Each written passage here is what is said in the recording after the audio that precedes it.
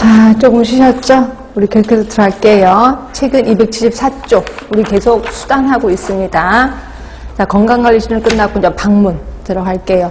방문도 나올 것 같기도 하고 안 나올 것 같기도 하고 일단 저는 하긴 하겠습니다. 자, 방문 같은 경우는 가족의 포괄적인 건강관리 도모예요. 결국 내가 어떤 대상자, 할머니를 때문에 내가 갔어. 그렇지만 할머니만 하는 게 아니라 그 가족까지도 신경을 써야 된다는 거죠. 그래서 가족의 포괄적인 건강관리 도모하기 위해서 하는 거고요. 그 다음에 세 번째 보시면 환경도 관찰합니다. 가정 방문해서 환경도 보고 이렇게 한다는 거고, 그 다음에 결국 궁극적으로는 가족 스스로 문제 해결 능력을 증진시키기 위해서. 자, 가족 스스로의 문제 해결 능력 뭐예요? 말 그대로 셀프 케어죠. 그치? 적정 기능 수준을 높이기 위해서다. 이게 궁극적인 목적입니다.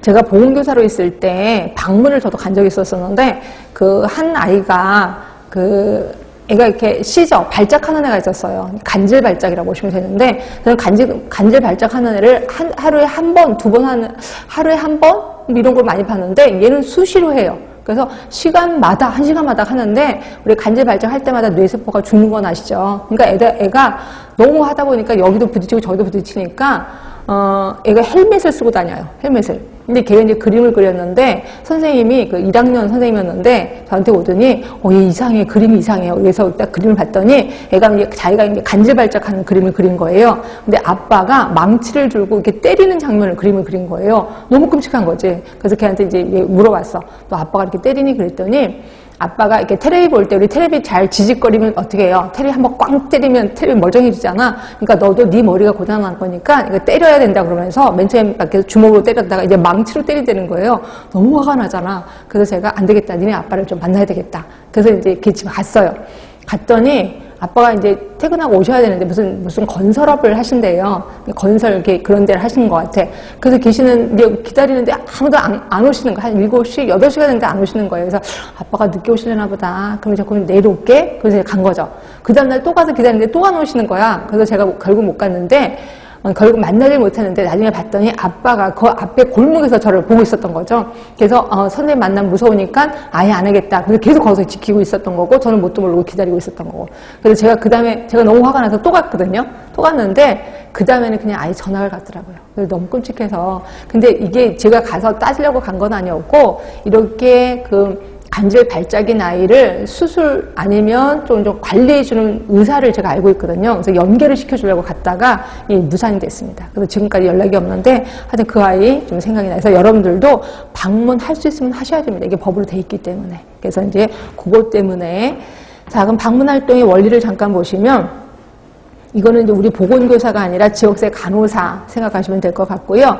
방문 시간을 미리 정하는 게 좋다는 거죠. 그래서 이 미리 약속을 한 달 전에 정할 겁니다. 그래서 한 달 뒤에 여기 올 겁니다라고 방문을 약속 시간을 정해요. 그런데 내가 여기 온 김에 그냥 살짝 들렸어, 이런 거 되게 싫어하시는 거 아시죠? 그래서 꼭 그 방문 시간에 꼭 가라는 거예요. 그 다음에 두 번째 보시면, 방문을 가서 내가 이제 최대한 내 자원을 활용을 합니다. 근데 내 자원 갖고는 안 되는 것들이 있어. 그래서, 인근 자원을 활용해야 될 때가 있거든요.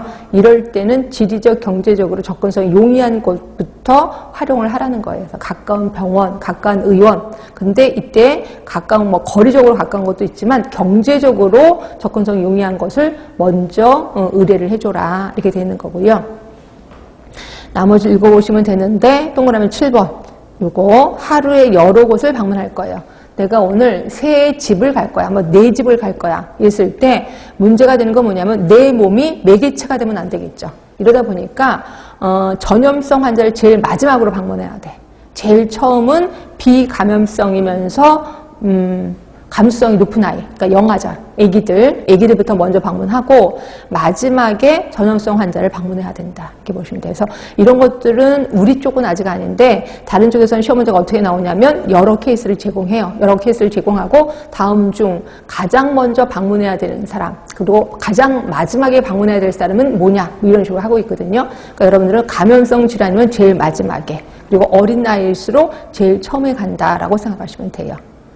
자, 그 다음에 그게 이제 하루에 방문할 거고요. 가로 3번은 일반적인 방문 활동의 우선순위를 해서, 이거 뭔 소리냐면 말 그대로 우선순위. 이런 케이스가 있을 때 내가 먼저 해결해 줘야 될 일이 뭐냐 이거죠. 그거를 가로 3번에 써놓은 겁니다. 개인보다는 집단의 문제를 먼저 해결해 줘야 돼. 그리고 비전염성보다는 전염성이 먼저야. 아까는 전염성을 나중에 가라면 그거는 하루에 가는 거고요. 하루에. 이거는 지금 우선순위 설정이야. 그래서 우선순위 할 때 그냥 배 아픈 사람이 그냥 뭐 고혈압인 사람이 있고 그다음에 그 장티푸스인 사람이 있어. 그럼 장티푸스부터 먼저 해결해 줘야 된다는 거죠.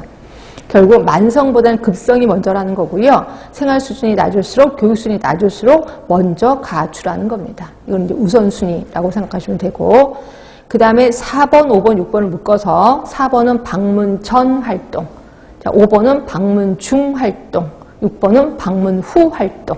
요 세 개입니다. 그러니까 여러분들은 이걸 굳이 외우지 마시고 방문 전에 이런 거 하겠지, 후에는 이런 거 하겠지 라고 보시면 돼. 자, 방문 전에는 방문 대상자를 이해해야 되겠죠. 그래서 이 사람의 기록을 차트를 보고 이 사람 당뇨 환자구나, 혈당이 가져가야 되겠구나 라고 이제 다 미리 이제 대처를 해야 되겠지. 그리고 3번을 보시면 꼭 먼저 연락을 하라는 거.